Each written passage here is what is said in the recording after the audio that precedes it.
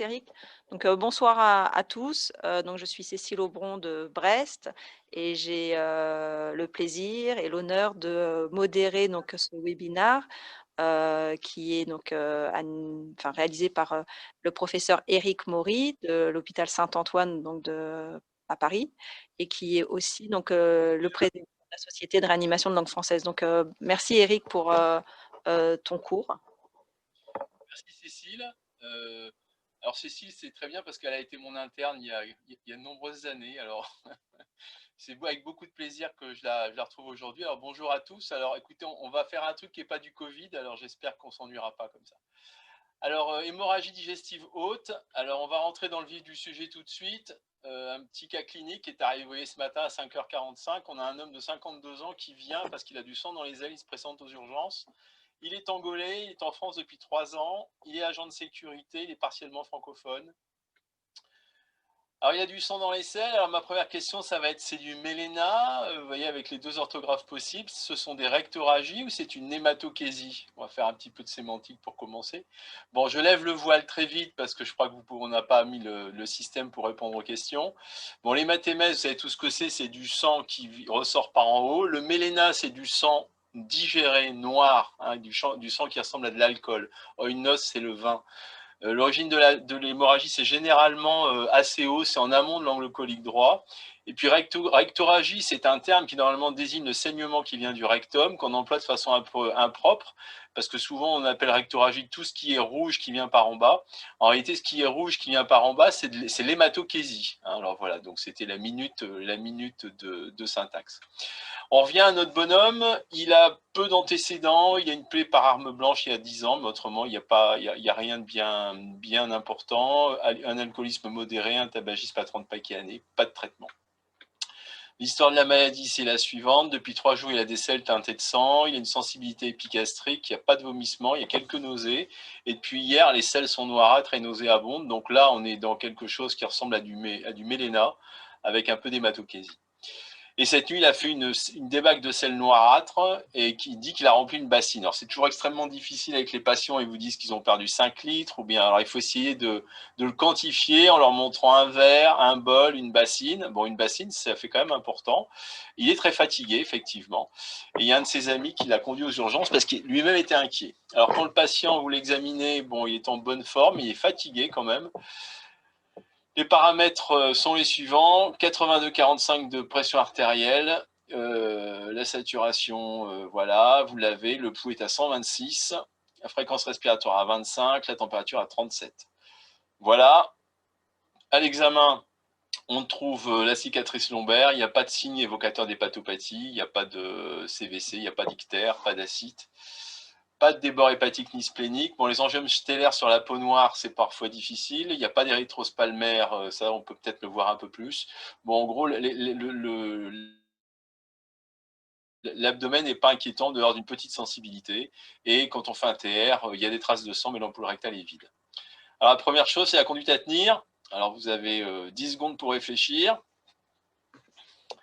7, 8, 9 et 10. Alors, il faut scoper le patient. Il faut lui mettre une perfusion périphérique de bon calibre. Hein, donc, le 16, c'est du gris. Et on commence une expansion volémique par du sérum salé à 0,9%. Grouper le malade tout de suite, un groupe résus-ionogramme, un TP, une numération. Et alors l'infirmière vous fait un HemoQ. Bon, on en reparlera tout à l'heure. Moi, c'est un examen après lequel je ne cours pas. Je vous dirai pourquoi. Et l'HemoQ vous dit que le malade a une hémoglobine à 13 grammes par décilitre. La question numéro 2, c'est est-ce qu'il faut mettre une sonde gastrique? Alors la sonde gastrique, il faut savoir que, c'est de moins en moins utilisé, parce que quand vous la posez, si c'est à visée diagnostique, il faut savoir qu'en mettant la sonde nasogastrique, vous pouvez casser les cornets, et quand vous allez faire un petit lavage par la sonde gastrique, vous allez avoir du sang, mais qui peut être de l'épistaxis déglutie.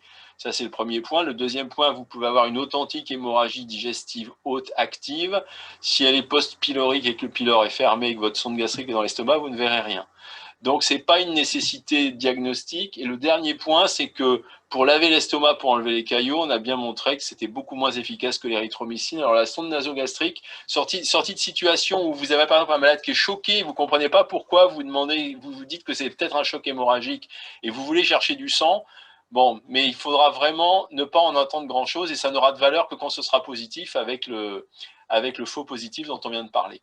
Alors, il y a eu des recommandations de multisociétales là, il y a 7-8 ans, là, à laquelle la SRLF avait parlé, et on était resté très évasif. La pose d'une sonde gastrique peut être utile, mais elle n'est pas indispensable, hein, pour confirmer le diagnostic sans toutefois l'éliminer. Tout le monde était d'accord là-dessus. Donc, c'est vraiment pas, il ne faut pas se jeter sur les sondes gastriques. On peut tuer un malade en mettant une sonde gastrique, et on peut lui mettre dans la trachée. Le malade peut faire un réflexe vagal important.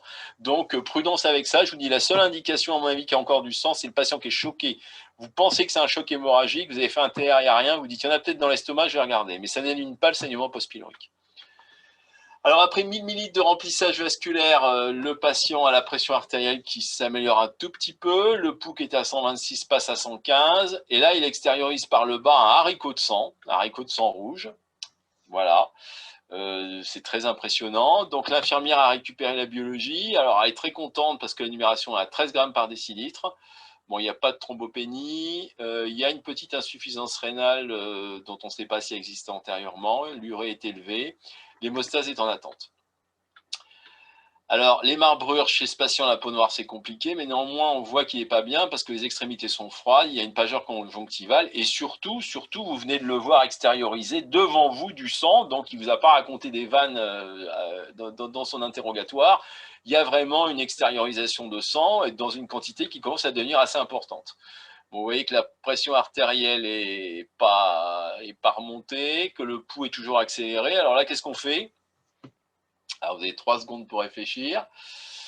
Bon, et je vous donne la réponse.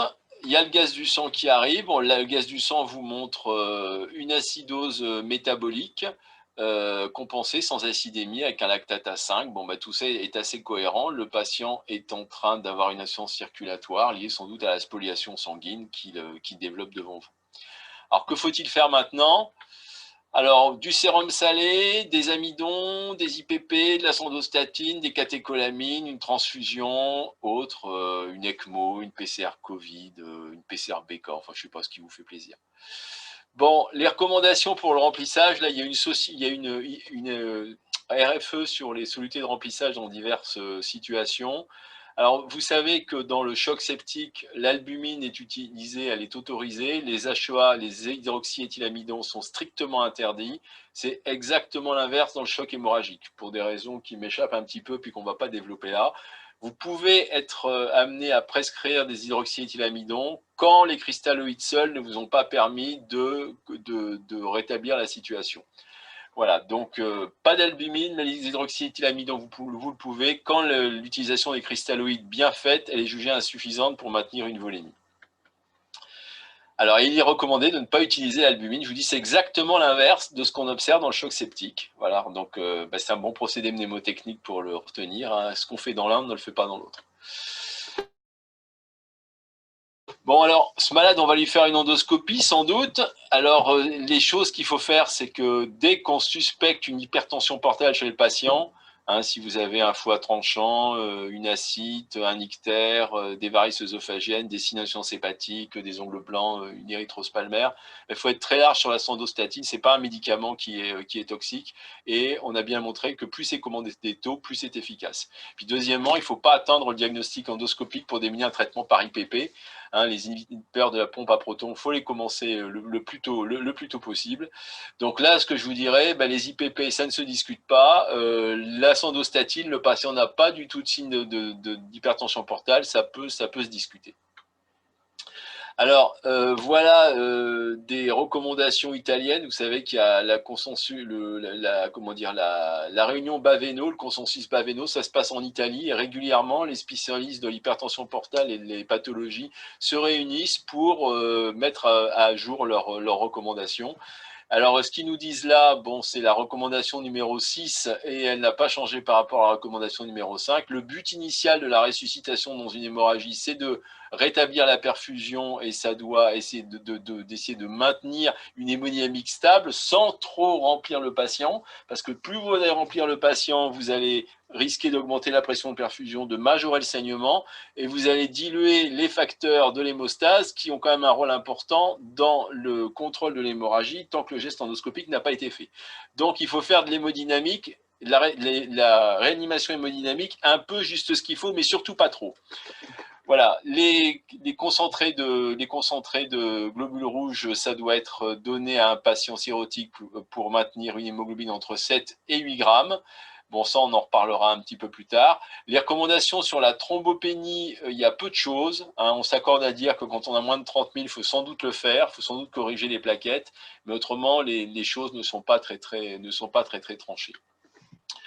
Bon, alors un petit peu de pratique chez ce patient, il faut lui mettre une bonne capacité de remplissage. Alors, bon, vous êtes jeune, vous avez envie de faire des choses, alors on va mettre une voie veineuse périphérique. Hein, on va mettre un cathé sur la main ou cathé sur l'avant-bras. Surtout, ne perdez pas de temps à mettre un cathéter veineux central, parce que d'abord, le diamètre des cathéters veineux centraux est beaucoup plus petit. Hein, là, je vous ai mis un 14 ou un 16, ce sont des gros cathéters. Les cathéters centrales, c'est du G18 ou du G20, donc c'est extrêmement petit, et comme c'est très long, ben, ça ne vous permettra pas une expansion volémique rapide. Vous ne remplirez pas un malade de façon massive avec un cathéter central. Hein, on le remplit beaucoup mieux qu'un cathéter périphérique. Alors, en plus, si vous le posez dans le territoire cave supérieur et que vous faites des bêtises, plaie de la carotide, pneumothorax, ben, c'est vraiment une perte de chance pour un geste qui ne sert à rien. Donc, vous oubliez à la phase aiguë, il faut remplir le malade et c'est le mieux par une voie veineuse périphérique.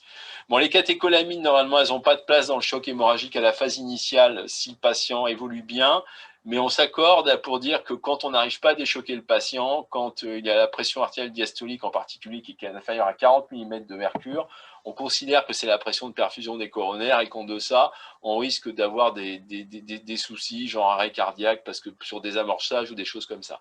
Donc quand le patient, vous n'y arrivez pas avec le remplissage, cristalloïde et colloïde, et que ça reste bas, ben vous mettez les catécholamines. Alors vous allez me dire, mais il n'y a pas de cathéter central, ben c'est pas grave. Vous allez commencer sur un cathéter veineux périphérique et dès que ça ira mieux, ben vous mettrez un cathéter veineux central. Voilà, donc le monitorage artériel, c'est pareil, chez un malade comme ça, c'est pas prioritaire. Compenser la perte volumique, ça va être vraiment les efforts que vous allez faire sur ce patient dans les premiers instants de la prise en charge. Voilà, les recommandations pour le choc hémorragique. Si après un remplissage vasculaire, ça ne va pas, bah, il faut commencer un vasopresseur. Et le vasopresseur, c'est la noradrénaline. Hein, il n'y a pas de place pour les autres catécholamines. En cas de persistance, une hypotension artérielle, là, il donnait 80 mm de mercure. Bon, ce 80 mm de mercure, oui, ça va. Hein, moi, je vous donnerais plutôt 40 de diastolique, mais faites attention à ce que le malade ne désamorce pas en voulant faire trop bien, quoi. Il ne faut pas trop le réanimer, mais il ne faut pas persister dans des pressions artérielles trop basses non plus. Bon, alors, quelques principes qu'il faut avoir à l'idée. L'hypovolémie, on la sous-estime souvent parce que le patient, on n'arrive pas à savoir exactement ce qu'il a perdu. Il faut savoir que les signes d'hypovolémie apparaissent quand on a perdu pas mal de sang déjà, hein, 25 à 40% de la masse sanguine. Retenez que la pression artérielle, c'est un paramètre peu fiable, avec les mécanismes de compensation, en particulier de libération de ce qui est contenu dans le secteur splanchnique. Vous allez avoir une pression artérielle qui risque d'être maintenue pendant longtemps, qui est extrêmement trompeuse. L'hémo-Q ou l'hémoglobine, il faut savoir que ce n'est pas des bons signes, parce que retenez que quand vous saignez, vous perdez, si vous partez avec 14 grammes d'hémoglobine, le sang que vous allez perdre, il est à 14 grammes d'hémoglobine par décilitre, mais le sang qui reste dans vos vaisseaux est aussi à 14 grammes par décilitre. L'anémie, c'est un phénomène qui va être lié à la dilution, qui va apparaître dans un second temps quand on va essayer de compenser l'anémie. Donc, à la phase toute initiale du choc hémorragique, votre hémoglobine est normale et ce n'est pas sur ce chiffre-là qu'il faut baser la réanimation. Il faut le faire parce que vous voyez qu'il y a du sang partout et que vous voyez que le patient est tachycarde. Bon, alors, voilà, ça, j'étais de garde le 13 novembre 2015 quand il y a eu l'attentat du Bataclan. J'ai pris pas mal de malades qui arrivaient, qui étaient choqués, qui avaient saigné, et l'hémo-Q, je me souviens, je m'étais dit, je vais me faire une idée parce que tout le monde m'en parle. Bon, ben, l'hémo-Q, vous faites une première mesure, il y a marqué 6 grammes. La deuxième, sur le même malade, il y a marqué 9 grammes. La troisième a marqué 14 grammes. Alors, les recommandations, c'est de faire la moyenne des trois. Moi, je vous conseille, quand un test est aussi mauvais, surtout, vous n'en servez pas. Servez-vous de votre sens clinique, c'est beaucoup plus important. Bon, puis à nouveau, le patient extériorise par le bas un haricot de sang. Alors là, qu'est-ce qu'il faut faire? Je crois que l'hémo-Q, je vous ai convaincu qu'il ne fallait pas le faire, les annumérations non plus. Là, vous avez devant vous la preuve que le malade saigne. Alors, ce n'est pas la peine de demander une numération pour savoir s'il faudra transfuser le patient ou pas. Ah, je suis coincé. Non, voilà. Donc, on va transfuser le patient. Alors, transfuser, quelques règles de transfusion simples. Combien? 1, 2, 3, 4. Bon, 1, quand ça saigne beaucoup, c'est pas assez. 2, ça commence à être sérieux. Si le patient est costaud, il faut peut-être partir pour 3. Bon, 3, c'est très bien. On n'a pas de groupe, parce que le groupe, on n'a pas réussi à le faire. Donc, on va faire une compatibilité au lit du malade et on va regarder si les culots sont compatibles. Et on va prendre des culots au résus moins. Au résus moins, ça passe chez tout le monde. Alors, il faut savoir que qu'est-ce qu'on fait quand on a du au résus plus? Alors, l'immunisation résus, c'est grave chez une catégorie de patients, c'est chez les femmes en âge de procréer. Chez les femmes qui n'auront plus d'enfants, ça n'est pas grave qu'il y ait des anticorps anti-résus. Et chez les hommes, ce n'est pas un propos parce que les hommes, jusqu'à présent, ne font pas de grossesse. Donc là, on peut y aller sans inquiétude. Si on n'a pas de résus moins, on met du résus plus. Et si jamais vous avez une femme en période d'âge procréé, il sera toujours temps de mettre des pathoglobulines par la suite. Alors, pourquoi 3 kilos? Parce qu'au-delà de 4-5 kilos, on rentre dans le cadre de la transfusion massive, où là, il y a de la dilution, il y a plein de choses. Et à partir de 4 kilos, il ne faut pas transfuser avec du sang, mais il faut associer des plaquettes, des PFC. Alors, dans une règle qu'il est bien de retenir, c'est du 1-1-1. Voilà, c'est bien. Au-delà de 4 kilos, il ne faut pas mettre que du sang, il faut mettre du PFC, il faut mettre des plaquettes avec. Retenez que quand vous allez transfuser 10 kg globulaires, vous allez sans doute changer la masse sanguine complète de votre patient. Alors, un peu d'analyse mathématique. Quand on passe 1 kg avec un plasma et des plaquettes pour un ratio de 1/1, ça vous fait à peu près un peu plus d'un demi-litre. L'hématocrite est à 30%, vous avez un TP à 65%, vous avez un taux de plaquettes à 90%. C'est bien de remplir quelqu'un qui a beaucoup saigné avec un tel mélange. Alors, je vous rappelle la triade de la mort. La triade de la mort du polytraumatisé ou du choc hémorragique, c'est l'acidose, l'hypocalcémie, l'hypothermie. Pourquoi? Parce que tout ça, ça gêne la coagulation. Le caillot, en particulier au niveau digestif, où il y a une sécrétion acide, plus le pH est bas, plus il va avoir du mal à se former. Donc, c'est la raison pour laquelle il faut mettre des IPP. Une des raisons pour lesquelles il faut mettre des IPP. L'hypocalcémie, vous savez qu'il y a du citrate dans les poches de perfusion que vous passez, qui est un anticoagulant, et que ce citrate complexe le calcium, et que le calcium, c'est indispensable à une coagulation normale. Donc, si vous passez beaucoup de citrate, votre patient va être hypocalcémique, ne va pas bien coaguler. Et ensuite, l'hypothermie, l'hypothermie, c'est pareil. L'hypothermie du polytraumatisé ou du choc hémorragique, ça aggrave la coagulopathie, ça empêche la coagulation. Alors, un truc aussi pratique, vous avez peut-être appris à l'école qu'il fallait parfois faire des lavages à l'eau glacée ou bien boire du glacé quand on avait fait une hémorragie digestive. C'est stupide parce que plus c'est froid, moins ça coagule. Donc, retenez ces choses simples. Il faut réchauffer, répéter en calcium. Et puis, bon, la correction de l'acidose, c'est la correction du choc. Alors, quelques mots sur le citrate. Il faut savoir qu'il y a 80 ml de citrate dans chaque poche de perfusion. Dans chaque culot, ça se transforme, le citrate, il va entraîner une hypocalcémie et ça va vous donner une dépression myocardique avec une hypotension qui ne répond pas au remplissage, mais qui va répondre à la supplémentation en calcium. Alors, gardez ça en tête, dès qu'on passe un peu de culot globulaire, un peu de produit sanguin, il faut supplémenter le patient en calcium. Bon, le groupe, on l'a dit, on fait le groupe en urgence vitale, groupe Résus-RAI, groupe O négatif, si une femme jeune, ça a du sens. Au-delà, ça n'a aucun sens, vous pouvez faire du O- ou du O+, vous prenez ce qu'on vous donne. Le plasma frais congelé, il faut, dans la mesure du possible, le faire en isogroupe. Si on est en urgence ou si on est connu les règles de transfusion, c'est l'inverse de la transfusion sanguine. Là, ce qui va être le donneur universel, ça va être AB. Et si ça représente 4% de la population, quand on est amené à passer beaucoup de PFC, il faut savoir que quand on va faire des transfusions massives et qu'on a peu de plasma du groupe AB, il faut transfuser du plasma A. Voilà. Les règles de la fibroscopie, maintenant qu'on a déchoqué le malade, bon, la fibroscopie, c'est bien de les faire dans de bonnes conditions. Donc, c'est un patient classiquement qui est intubé, ventilé, parce que quand l'estomac saigne, mettre une sonde dans l'estomac qui va un peu empêcher le malade de déglutir et de protéger ses voies aériennes, c'est une ineptie. Donc il faut intuber le malade pour protéger les voies aériennes.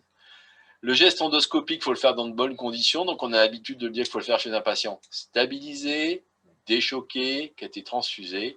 Mais parfois ça va tellement vite que si on attend que le malade soit stabilisé, on ne va pas réussir à faire la fibroscopie. Alors, il faut parfois accepter de faire la fibroscopie dans des conditions pas de grande stabilisation parce qu'on a un saignement qui est majeur et si on attend que le malade soit stabilisé, il va être mort. Donc là, c'est un peu l'expérience. Quand on peut le faire, la règle, c'est d'attendre que le malade soit stabilisé, mais quand on n'y arrive pas, il faut savoir se dire, je vais l'intuber, je vais faire la fibro, on va voir ce qu'on peut faire. Bon alors, pas de sédation minime si le patient n'est pas intubé. Hein. La règle, c'est hémorragie digestive, patient qui est grave, c'est intubation, ventilation, point. Alors, ce que vous allez voir quand vous allez faire la fibroscopie, bon, si c'est un ulcère hémorragique, il y a plusieurs aspects. Le Forest, hein, la classification de Forest, c'est un vaisseau visible qui saigne. Donc ça, vous savez que vous avez un fort taux de récidive si vous ne faites rien. La classification 1B, il y a un saignement en nappe, ça saigne mais c'est pas en geste en nappe. À partir de 2A, on voit un ulcère, c'est un peu rouge, mais ça ne saigne pas. Là, la récidive, quand on ne fait rien, elle est de 50%. Alors, les IPP, pourquoi? Bon, on a dit que, il fallait baisser l'acidité gastrique parce que on allait antagoniser l'acidité gastrique parce que ça allait stabiliser le caillot. L'objectif, c'est d'amener le pH au-dessus de 6. Et ça, ce qui est mieux pour le faire, c'est d'utiliser une seringue électrique d'IPP. Hein, bon, bah, c'est les 80 mg, les 8 mg/h qu'on utilise sur 3 jours. Alors, avant la FOGD, il a été montré que ça améliorait la visibilité des lésions. Et après la FOGD, ça diminue la récidive hémorragique, ça diminue le recours à la chirurgie et ça améliore la survie par rapport au placebo.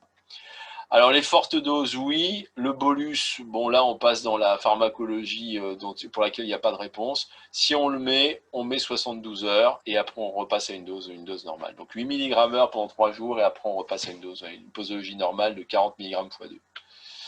Alors, qu'est-ce qu'on va pouvoir faire quand on va faire la fibroscopie? On va pouvoir mettre des clips. Alors, vous voyez, les clips, voilà, c'est ça. On met des pinces, hein, on met des pinces qui vont, des mâchoires qui vont serrer l'endroit qui saigne. C'est mécanique. Ou alors, on injecte une aiguille et on injecte de l'adrénaline. Et l'adrénaline, par son effet vasoconstricteur et par l'effet volume surtout qu'on met, elle va comprimer les tissus, écraser les tissus, et ça va comprimer les vaisseaux et ça va faire céder le saignement. Alors, on peut chauffer aussi, on peut utiliser de la coagulation. Hein, donc, il y a différents moyens avec lesquels les endoscopistes peuvent contrôler des saignements en paire procédure. Alors, en cas de récidive hémorragique, alors, on a fait un traitement, l'endoscopiste est intervenu, ça ressaigne. Alors, il est sage de refaire un retraitement endoscopiste, surtout si le premier endoscopiste, c'était pas le plus chevronné de l'équipe. Hein, la nuit de garde, c'est souvent des gens un peu moins expérimentés. Il est quand même plus simple de refaire une endoscopie par quelqu'un qui sait faire, pour lequel on n'a pas besoin de transporter le malade, que faire une endoscopie d'avoir à faire une artério-embolisation pour laquelle il va falloir transporter le malade, parfois prendre le SAMU pour aller dans un autre établissement. Donc là, je pense que quand on peut, la deuxième endoscopie, il faut la discuter. Alors les facteurs d'échec d'un traitement endoscopique, c'est quand ça saignait beaucoup. Donc quand ça saignait beaucoup, c'est quand il y avait un état de choc et quand le diamètre de l'ulcère était à 2 cm. Là, parfois, les endoscopistes vous disent juste « Oh là là, c'était dur, garde-le intubé parce qu'on va aller refaire un tour demain ou après-demain parce que ça saigne beaucoup, il faut faire attention. » Voilà. Donc ça, retenez que quand c'était difficile, c'est à haut risque de récidive. Alors le traitement chirurgical, c'est quelque chose qui se fait de moins en moins, la suture simple ou la gastrectomie, parce que maintenant on a l'embolisation artérielle qui permet de régler beaucoup de situations quand on s'en sort pas avec l'endoscopie. Le traitement chirurgical, il faut le garder à l'esprit, si vous êtes dans une structure où il n'y a pas d'embolisation artérielle, où le patient il ne supportera pas d'être transporté 150 km pour aller à l'artério.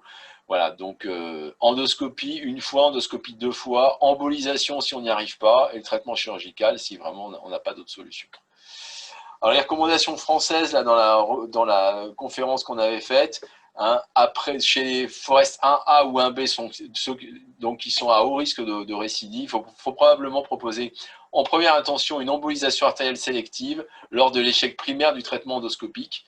L'accord était faible, hein, la faiblesse de l'accord était liée au fait que quand l'endoscopie a été faite pas dans des bonnes conditions, pas par un expert. Il ne faut pas hésiter à leur redemander, à leur demander, là, il faut que vous y retourniez, ou ils vous disent, non, non, là, on n'y arrivera pas. Mais je crois qu'il faut avoir cette discussion. C'est quand même plus simple de faire l'endoscopie dans le lit de réanimation où le patient ne bouge pas, qu'à d'avoir à le promener au service de radiologie pour les faire une embolisation artérielle. Chez l'adulte, en cas de traitement Forest 1A et 1B d'hémorragie cataclysmique, il faut probablement proposer en première intention un traitement chirurgical d'hémostase lors de l'échec primaire endoscopique si les conditions locales ne permettent pas de réaliser une artério-embolisation. Voilà, donc on fait une endoscopie, on commence toujours par ça. Si on n'y arrive pas et qu'on voit que ça saigne beaucoup et qu'on ne peut pas réaliser une artério-embolisation, il faut aller à la chirurgie rapidement. Mais vous voyez que la chirurgie, ça reste la dernière carte quand on a fait l'endoscopie et qu'on a fait ou qu'on n'a pas réussi ou qu'on n'a pas pu faire l'artério-embolisation. Alors, quelques petites fantaisies que les endoscopistes utilisent de plus en plus. Là, l'hémospray, on vaporise un produit procoagulant. J'y croyais pas trop, puis parfois ça marche quand même, parce que je me dis, il y a un truc qui saigne, là, ils n'y arrivent pas, ils vaporisent, et bien parfois ça arrête le saignement. Bon, puis il y a d'autres médicaments comme celui-là là, qu'on va injecter en procédure qui vont pouvoir aider à la coagulation. Ils ont de plus en plus de cordes à leur arc, ils ont de plus en plus de choses, et parfois endoscopiques, on fait de plus en plus de traitements efficaces. Alors quelques pièges, parce que les pièges, tant qu'on les a pas rencontrés, on ne se méfie pas. L'hémodynamique, vous avez retenu que la pression artérielle c'était très mauvais, elle est maintenue longtemps. Alors la tachycardie, méfiez-vous quand il y a quelqu'un qui est en sevrage alcoolique, il va être tachycarde, il va être en sueur, donc ça c'est pas facile. Méfiez-vous des gens qui ont une hypertension portale, qui sont sous bêta-bloqueur, ils n'auront pas de tachycardie. Bon, puis là, je vous l'ai mis en gras parce que j'espère que vous aurez retenu. En phase aiguë de saignement, l'hémoQ, le taux sanguin d'hémoglobine, c'est pas là-dessus qu'il faut axer sa réanimation.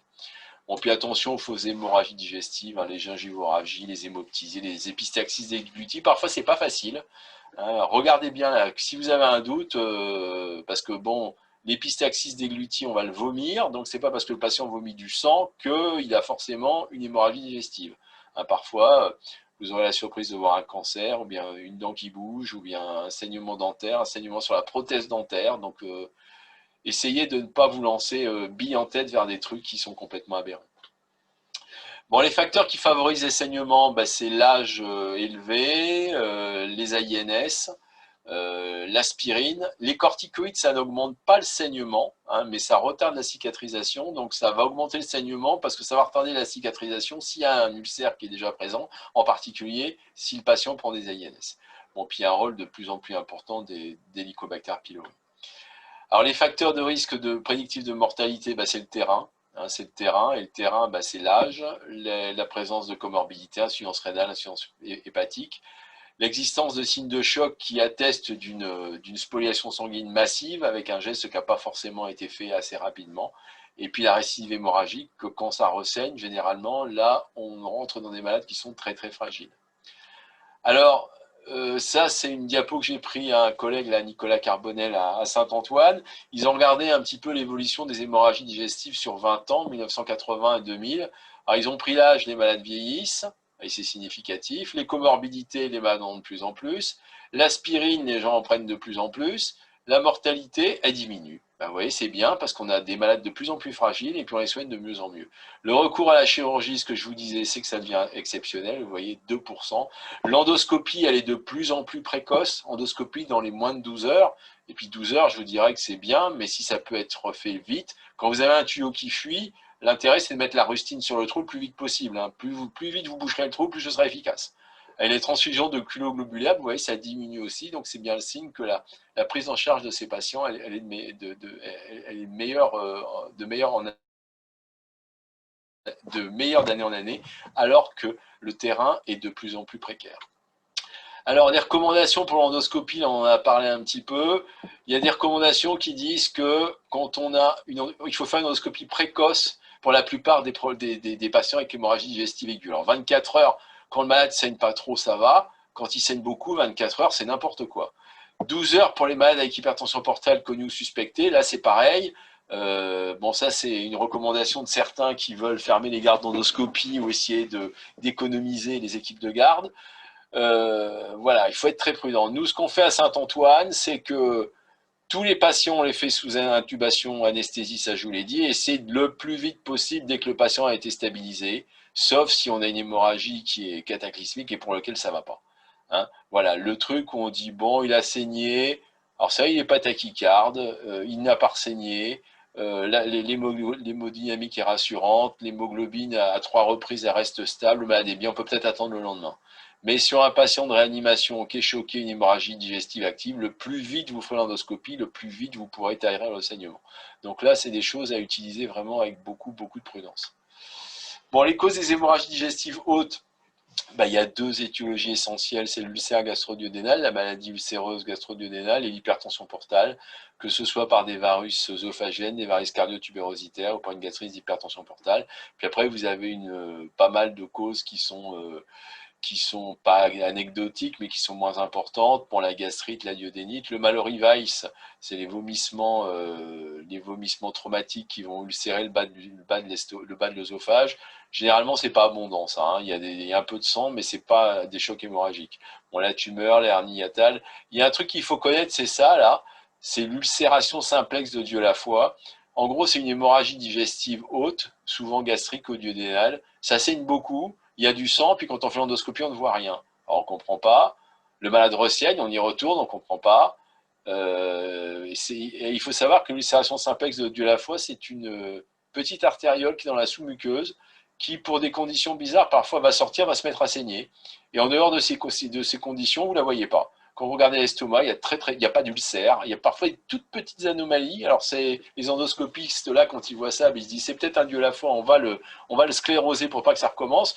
Mais ça, c'est un truc qui peut conduire à faire des gastrectomies parce qu'on n'y arrive pas. Hein. Bon, puis après, il y a les hémobilies, les virsumgoragies, mais ça, ce sont des choses très, très, très, très rares. Bon, quelques mots sur la stratégie transfusionnelle, parce que je sais que Cécile aime beaucoup ça. Hein, il faut être restrictif sans faire complètement fermer la porte. Hein, il y a soit la stratégie restrictive, soit la stratégie libérale. Alors là, il y a eu beaucoup de papiers dans la littérature de grande qualité qui montrent, regardez, quand on regarde la survie avec des patients qui ont une hémorragie digestive, quelle qu'elle soit, cirrhotique ou pas, avec cirrhose, et quand on essaie d'analyser le grade de la cirrhose, tout est en faveur de la stratégie restrictive. Hein, il y a beaucoup moins de complications, il y a beaucoup moins de décès, il y a beaucoup moins d'infections quand on limite la transfusion. Et on va reparler des chiffres tout à l'heure, mais ce qu'on s'accorde à dire, c'est 7 grammes par décilitre, c'est l'objectif chez un patient avec une hypertension portale. 8 grammes, c'est quand c'est une hémorragie digestive sans hypertension portale. Et on transfusera pour avoir un objectif de 9 quand il y a une cardiopathie sous-jacente pour laquelle on craint des accidents coronariens. Mais il faut être vraiment restrictif, ça c'est un message fort, et là cette étude, elle se passe de commentaires, tout va dans le même sens. Hein. Il ne faut pas transfuser l'argamanu, il faut transfuser de façon modérée. Voilà, c'est ce que je vous disais. Si hypertension portale, il faut se fixer comme objectif 7 grammes, pas d'hypertension portale 8 grammes, et s'il y a une coroneuropathie, bon, là on fera 9 grammes. Alors, quelques mots pour l'hypertension portale. Bon, le remplissage, je vous ai dit, remplir un peu pour éviter que le malade décède, mais pas trop, pour ne pas entretenir le saignement et pour pas trop diluer les facteurs de coagulation. L'objectif à 7 grammes quand une hypertension portale. Les drogues vasoactives, quand vous avez une hypertension portale qui est suspectée ou connue, il faut les utiliser le plus tôt possible avant l'endoscopie, hein, la tomatostatine ou la sandostatine, le médicament que vous connaissez, le médicament que vous préférez.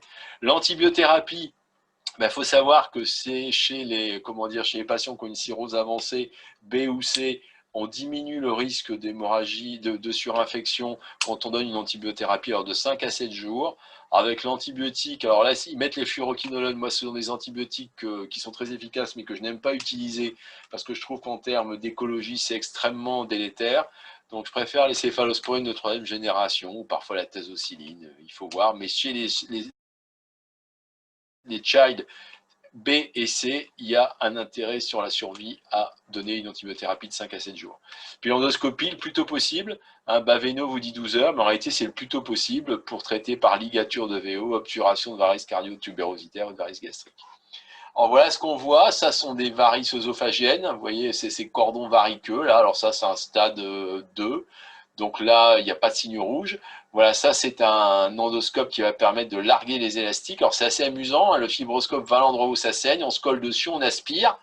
ça fait remonter la varice dans le fibroscope, puis après, par un système astucieux de fil et de poulie, eh ben, on fait descendre l'élastique qui est ici, là, qui va ligaturer, qui va se mettre autour de la varice et qui va l'obturer, qui va empêcher le saignement. C'est biblique, c'est très simple, c'est très efficace. Quand on n'y arrive pas, que ce sont des varices mal placées, en particulier des varices cardio-tubérositaires, elles ne sont pas accessibles à la ligature, on utilise de la colle comme ça. On essaie de avec des substances qui veulent, mais retenez que pour les varices cardio-tubérositaires, il est souvent difficile de faire de la ligature avec un élastique. Alors l'évolution après le traitement de première ligne, on fait l'endoscopie, le traitement médical, l'antibioprophylaxie, le traitement endoscopique. Bon, quand on arrive à ligaturer les varices, on est content. On y arrive dans 80-90% des cas. Et la survie à 6 semaines comme ça, c'est 90%. Mais il faut savoir qu'il y a des échecs, et ces échecs, c'est quand le saignement est actif, quand l'hypertension est très importante, généralement, c'est associé à des scores de sévérité de la cirrhose qui sont importants. Alors là, dans cette stratégie, quand vous avez ce genre de malade, il faut penser au TIPS. Le TIPS, le transjugulaire intraportosystémique shunt. Vous allez faire une anastomose entre une branche portale et une branche de la veine sushépatique, c'est-à-dire que tout le gradient porte va se déverser dans la veine cave et vous allez baisser de façon très très efficace la pression portale immédiatement. Alors ça se met en artério-embolisation par des radiologues interventionnels. Il y a 2 indications, c'est le sauvetage quand on n'y arrive pas ou la prévention de la récidive hémorragique. Alors quelques messages très simples sur le TIPS, ça sont aussi des diapos que j'ai volés à Nicolas Carbonel. En termes de contrôle hémorragique, c'est redoutablement efficace. Vous arrêtez l'hypertension portale, donc le saignement s'arrête. Par contre, il y a pas mal de gens qui vont faire une encéphalopathie parce que comme le sang ne passe plus dans le foie, eh ben il va plus être épuré des toxines et vous allez avoir un nombre important d'encéphalopathies. Et vous voyez que la mortalité, elle n'est pas de 0%, il y a une mortalité qui est indue. Alors, quelques messages simples, ça c'est l'expérience de la pitié, le type c'est toujours faisable, c'est facile à faire. Un message qui est facile à retenir, quand le child est à 14 ou plus, c'est-à-dire 14 ou 15, 100% de mortalité. Bon, en gros, là c'est une cirrhose qui est trop avancée, c'est pas la peine d'y aller, ça ne servira à rien. Alors, il faut savoir aussi que quand on a une rupture de varice œsophagienne, il y a le saignement, et pendant une période de 10-15 jours qui va jusqu'à 1 mois, le risque de récidive est élevé. Et là, il faut savoir anticiper, sélectionner les patients, essayer de prévenir la récidive. Alors, on va les prévenir en leur donnant un traitement vasoactif. Donc, il y aura 5 jours de sondostatine, et après on prendra un relais par bêta-bloqueur. Et malgré tout, parfois ça ne suffit pas. Et c'est là qu'on va se poser la question de mettre un TIPS prophylactique. Alors voilà, là c'était une étude publiée il y a 10 ans maintenant dans le New England, où chez des patients qui faisaient un saignement sur une hypertension portale et qui étaient à haut risque de récidive, on mettait un TIPS prophylactique pour éviter la récidive hémorragique.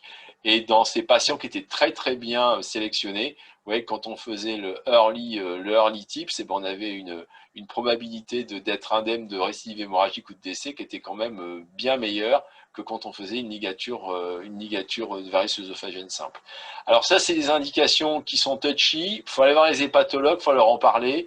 Moi, je ne comprends pas toujours très bien, mais eux sentent quand ça va recommencer. Alors voilà, il faut que ce soit des patients à risque de récidive, donc des patients qui soient graves mais pas trop. Donc ça, c'est une discussion entre spécialistes. Alors quelques mots maintenant pour des choses que vous serez amenés à voir quand vous avez des rectoragies abondantes. Mais vraiment abondantes, c'est-à-dire du sang rouge avec du retentissement hémodynamique. Alors là, il faut toujours commencer par une endoscopie parce que vous pouvez avoir un saignement gastrique ou duodénal cataclysmique et ça va tellement saigner que le sang va sortir rouge par l'anus, qu'il n'aura pas le temps d'être digéré. Donc il ne faut pas se dire c'est rouge, ça vient d'en bas. Surtout pas, il faut toujours commencer par une endoscopie. Ça, c'est un message qui doit être basique, il ne faut pas réfléchir. Voilà, le deuxième message, c'est quand ça saigne beaucoup par en haut et que l'endoscopie vous n'a rien montré ou qu'elle n'est pas rapidement disponible, il faut savoir faire un scanner avec injection qui va vous montrer l'endroit où ça saigne et qui pourra éventuellement vous identifier une fistule aortodigestive ou bien un saignement artériel qui pourrait être embolisé secondairement. Voilà, donc ces 2 messages, on commence toujours pour l'endoscopie et quand on ne comprend pas qu'on n'y arrive pas, pensez au scanner, à la fistule aortodigestive et au scanner qui va vous permettre de regarder vraiment d'où ça saigne. Voilà, je pense qu'on peut en rester là, Cécile. Je suis maintenant ouvert aux questions. Ça fait 40 minutes à peu près. J'ai dit à peu près tout ce que j'avais à dire. Il y a encore des choses après, mais je pense que c'est beaucoup moins important. Merci beaucoup, Eric, pour ton exposé extrêmement complet. Peut-être on peut poser les questions d'abord aux étudiants par les sondages. Et puis, si vous avez des questions, bah, vous pouvez les mettre sur le chat. Et sinon, on peut, Eric, si ça te va, commencer les sondages, voir à peu près. Les sondages, tu veux dire les QCM? Ouais, on appelle sondage. Alors, QCM, je te les ai envoyés. Ils apparaissent, ça se passe comment? Qui t'apparaissent. Voilà, super. Voilà, alors au cours d'une hémorragie digestive haute, bon, je vous ai mis des pièges là, hein. Alors la baisse de pression artérielle, bon, ça on a retenu que c'était non, c'est un piège, c'est super, vous n'êtes pas tombé dedans. La tachycardie indique toujours l'hypovolémie, bah, méfiez-vous du patient sauvage, j'en ai parlé. La transfusion, les PFC, c'est à partir de 4. C'est pas à partir de... Les règles de l'IS répondent. Mince. Alors allez-y.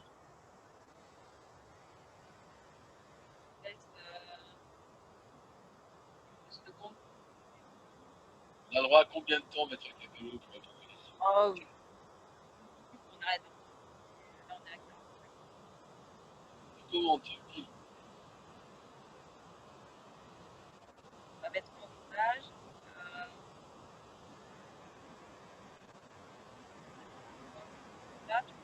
Bon, on va dire qu'on va dire que c'est bon là. Bon alors, la baisse de la pression artérielle est marquable précoce avec le recrutement de la platine de la baisse de la pression artérielle.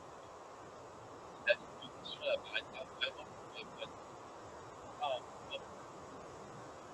La tachycardie, c'est vrai que c'est un peu... On t'entend pas très bien, Eric. On m'entend mieux là? Ouais, c'est mieux, pardon. Hein, la tachycardie indique toujours l'hypovolémie. Ben, on a vu que quand vous avez un éthylique qui fait un sevrage, ben, il peut être tachycarde. Bon, alors, faut pas dire que tous les patients qui boivent font un sevrage, mais il faut savoir que parfois la tachycardie, ben, elle n'est pas en rapport avec le saignement. Alors, à partir d'une transfusion de 5 kg, il faut associer des PFC. Alors, c'était vrai. En réalité, c'est à partir de 4, je vous ai dit. Hein. Donc, jusqu'à 3, vous pouvez faire le malin, vous mettez des kilos isolés. À partir de 4, à plus forte raison 5, il faut associer des PFC. L'acide tranexamique est contre-indiqué. Alors là, c'est une réponse piège, mais je voulais qu'on en discute un peu. Dans le choc, dans le polytraumatisme, dans le choc hémorragique, l'acide tranexamique l'hexacil est indiqué. Quand on peut le mettre dans les 3 heures dans les 3 heures après le saignement, 1 gramme en bolus et puis après 1 gramme toutes les 8 heures, il y aurait théoriquement une indication à le mettre aussi dans le choc hémorragique et curieusement, c'est pas retenu dans les guidelines. Mais et contre-indiqué, c'est faux. Mais l'indication, elle a du sens si vous pouvez l'administrer précocement, c'est-à-dire dans les 3 heures qui suivent le saignement. L'albumine à 20% peut être utilisée. Bah, je vous ai dit non. Hein, je vous ai dit c'est l'inverse du choc septique. Dans une hémorragie digestive, on peut utiliser des amidons, mais pas d'albumine. Et alors que dans le choc septique, c'est l'inverse. Dans le choc septique, on peut utiliser l'albumine à 20%, mais pas les amidons. Donc la première était fausse, la deuxième était fausse, la troisième, ben, c'est à partir de 4 kg qu'il faut associer des PFC. L'acide tranexamique, ça je voulais qu'on en parle, bon, est contre-indiqué. Non, il n'est pas contre-indiqué, il est non indiqué, alors que c'est un médicament qui peut avoir une efficacité, c'est pas cher. C'est un antifibrinolytique, il faut l'administrer dans les 3 heures qui suivent le début de l'histoire hémorragique. Après, il ne faut plus en mettre. Et l'albumine, c'est non.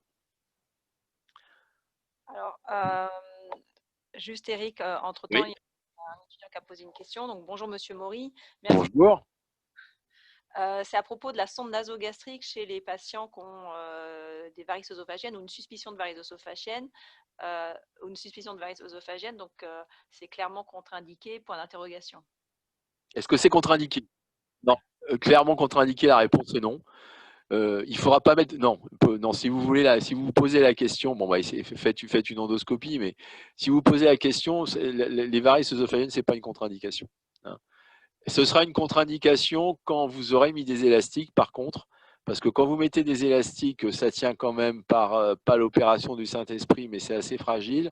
Là, il faut éviter de mettre une sonde gastrique dans le patient dans les 15 jours qui suivent, quoi.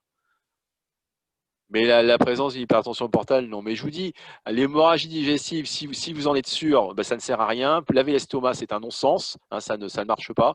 On n'a pas parlé d'érythromycine avec tout ça. Pour vidanger un estomac, ce qui est le plus efficace, c'est mettre 250 mg d'érythromycine en intraveineux en 30 minutes. C'est beaucoup plus efficace qu'un lavage gastrique avec une sonde gastrique et c'est beaucoup moins traumatisant. Hein. Donc la sonde gastrique, je vous dis, ça ne fait pas le diagnostic. C'est vraiment chez le malade qui est choqué, vous pensez que c'est hémorragique, vous ne comprenez rien, vous pouvez éventuellement mettre une sonde, mais si vous avez un doute, faites une fibroscopie. Ai-je répondu à la question? C'était ça, la question, c'était et s'il y a des élastiques, c'est contre-indiqué. Élastique, non. L'élastique, là, c'est contre-indiqué clairement.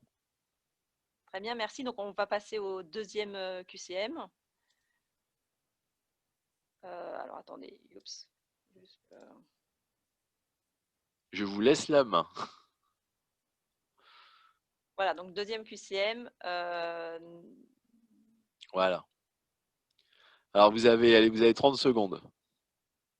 Allez, 40.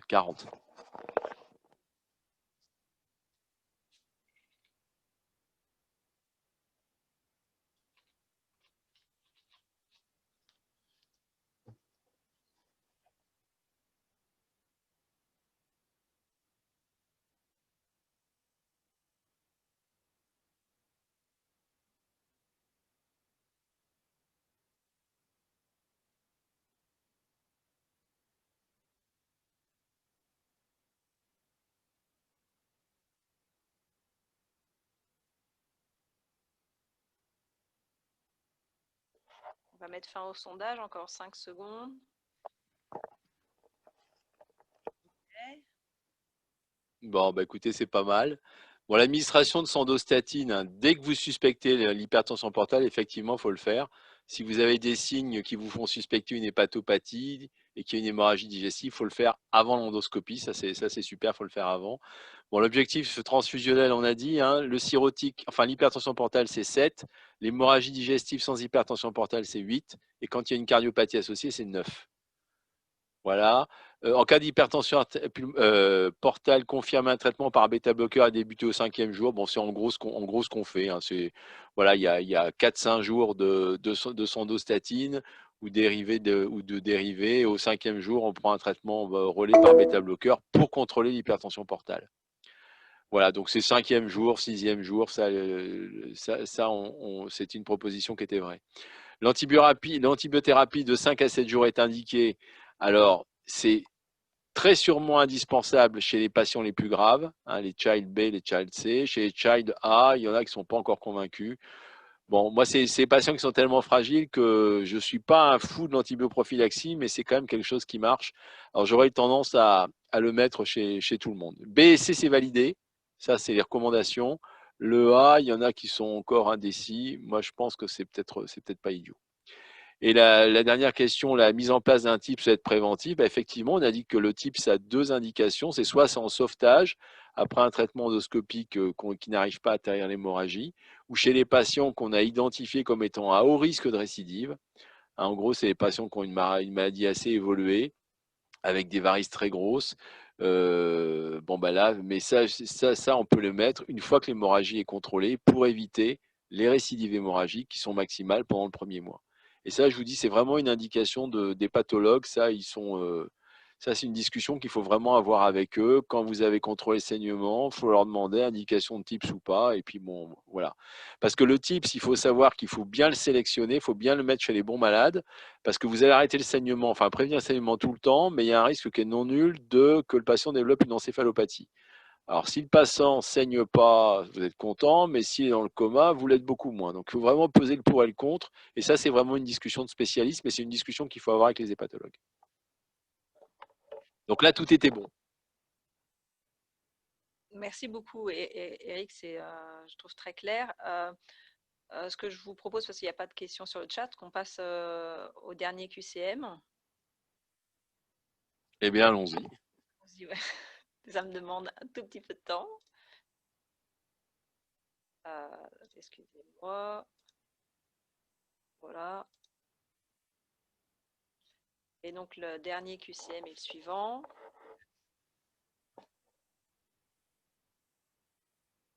Hémorragie digestive basse. vous avez une trentaine, 40 secondes.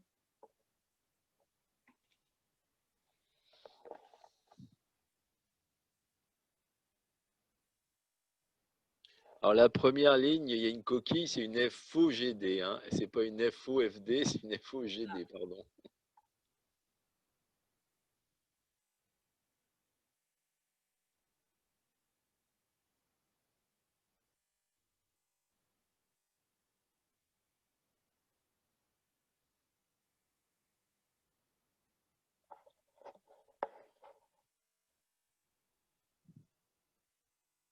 Bon, ben là, je crois que vous êtes très bon, vous avez tout juste. Hein. La FOGD n'est pas nécessaire, c'est faux. On a dit qu'il faut toujours commencer par ça. Hein. La colonoscopie courte dans l'urgence, ça n'a vraiment pas d'indication.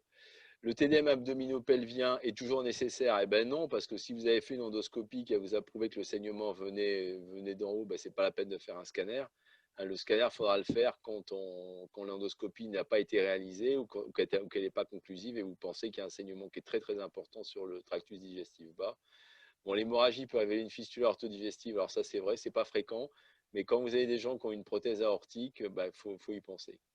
Alors, la transfusion plaquettaire est nécessaire si le patient reçoit une bithérapie antiagrégante. Bon, alors ça, c'est bien que les avis soient partagés. En réalité, c'est très compliqué parce que les patients reçoivent aspirine Plavix. Donc, vous savez qu'il y a une thrombopathie qui est induite par ce traitement, ce qui fait que ça va moins coaguler. Alors, l'attitude à avoir, c'est très compliqué parce que quand vous avez donné ces traitements, les plaquettes, elles sont inactivées pour 5 à 7 jours, c'est-à-dire leur durée de vie, quoi. Alors, est-ce qu'il faut mettre des plaquettes là? Ce n'est pas indiqué. Hein, c'est pas indiqué, mais c'est une question qui peut se poser. Les questions qu'on se pose souvent, c'est qu'est-ce qu'on fait des antiagrégants? Qu'est-ce qu'on fait de l'aspirine? Qu'est-ce qu'on fait du Plavix ou des autres antiplaquettaires? Alors là, il faut demander au cardiologue qui a prescrit ces médicaments. Il faut regarder les stents qui ont été mis. Si c'est des stents qui sont nus, le risque de rethrombose est très important, donc ils ne seront pas très chauds pour arrêter les antiplaquettaires. Si au contraire c'est des stents cotés, peut-être que ce sera un peu plus simple. Enfin bon, c'est vraiment une discussion de spécialistes, mais pour répondre à la question qui est posée, il faut mettre une transfusion plaquettaire, la réponse est non. Voilà. Alors qu'on pourrait se dire que, par exemple, sur un saignement cérébral, quelqu'un qui prend une bithérapie, qui a des plaquettes qui ne marchent pas, on peut peut-être être tenté de mettre des plaquettes, même si ce n'est pas dans les recommandations non plus. Maître Aubron, je ne sais pas quelle est votre position sur cette question. Alors, je suis tout à fait d'accord avec toi, Eric.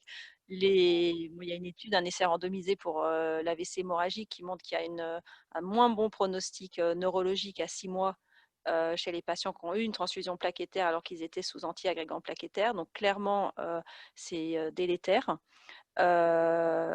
Chez les patients avec une hémorragie digestive, en fait, les études qui sont de mauvaises, c'est pas des grandes études, c'est pas des grands effectifs et c'est pas du grand randomisé, mais font toutes dans le même sens, c'est-à-dire qu'il y a moins de récidives si on arrête l'aspirine et qu'on pourrait tenter de transfuser des plaquettes, mais par contre ils font plus d'accidents cardiovasculaires et donc ils ont à terme quand même tout mélangé, un moins bon pronostic. C'est-à-dire qu'ils ne vont pas avoir de deuxième fibro, ils vont peut-être moins être, le saignement va s'arrêter plus rapidement, mais le pronostic vital et cardiaque est moins bon. Donc la réponse, c'est pas de transfusion plaquettaire et on garde l'aspirine, puisque de toute façon, l'arrêté ne changera pas, puisque comme l'a dit le professeur Maury, les plaquettes sont anti-agrégées pour au moins une semaine, quoi. Voilà, donc moi, je demande toujours au cardiologue, je ne comprends pas tout le temps, mais c'est vrai qu'en pratique, on ne fait pas grand-chose. Voilà. Merci. Est-ce que vous avez une ou deux dernières questions? Merci beaucoup, Eric, pour ton exposé extrêmement complet. Je pense que tu as fait passer des messages qui sont clairs et très pratiques aussi.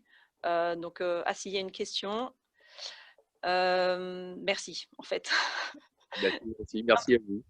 Merci à vous et puis donc à la semaine prochaine pour un prochain webinaire.